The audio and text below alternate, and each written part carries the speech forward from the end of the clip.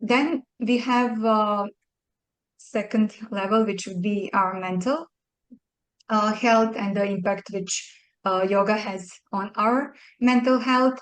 And stress reduction can never be obviously over emphasized, since yoga certainly has tremendous role to play when it comes to mental health. First of all, including regular breathing exercises or pranayama, followed by meditation in our regular practice, and regularity is the key, truly helps de-excite our and calm our nervous system. In that way, even when I work with my clients in, let's say, hypnotherapy or anything else that people would come to me for, I would always direct them to practice of certain pranayama, and of course meditation, because nervous system, calmer nervous system, so moving from sympathetic to parasympathetic nervous system helps us in so many numerous ways. Ladies come to me wanting to lose weight. So many people are still not aware that weight loss can be so much related to us spending more time in, being in that sympathetic action, thoughts, rushing, too stressed in that kind of mode. So the moment we shift from sympathetic to parasympathetic mode, the entire system calms down, the stress hormones get reduced. It just impacts our system in so many ways that actually it helps even with weight loss. I remember when I studied at the Institute for Integrative Nutrition, there was an example of a lady who was into so much of cardio. She was running every day. She was exercising for like several hours a day. Still, she couldn't lose weight. She went for a yoga retreat, I think for 2 weeks.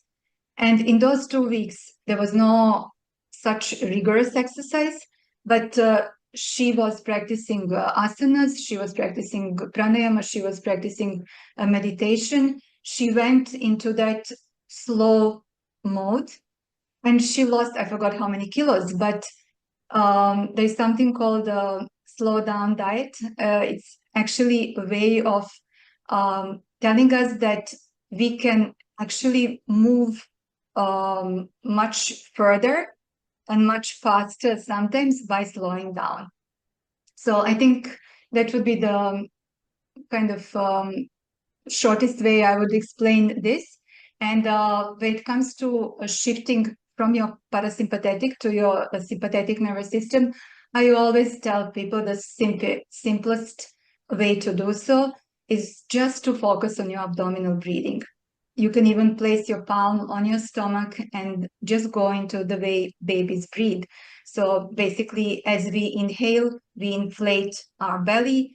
As we exhale, we just deflate it, so the belly goes back towards the spine. The simplest, yet very, very impactful way of making that switch from stress and activity to rest, digest mode. So in addition, when we are stress-free or our stress is reduced, it has shown huge impact on enhancement of our focus and mental clarity, which of course leads to much better decision making, problem solving skills.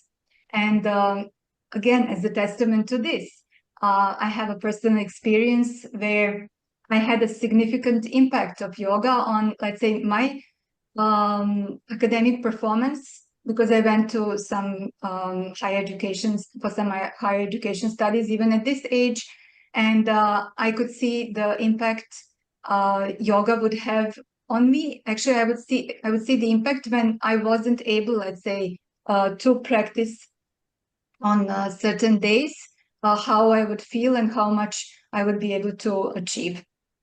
So I would always tell all my students, clients, to incorporate all this when they are dealing with stress, when they are dealing with their exams, overall with the studies, and of course for working people and women who are handling a lot, and I mean everyone can benefit from that, right?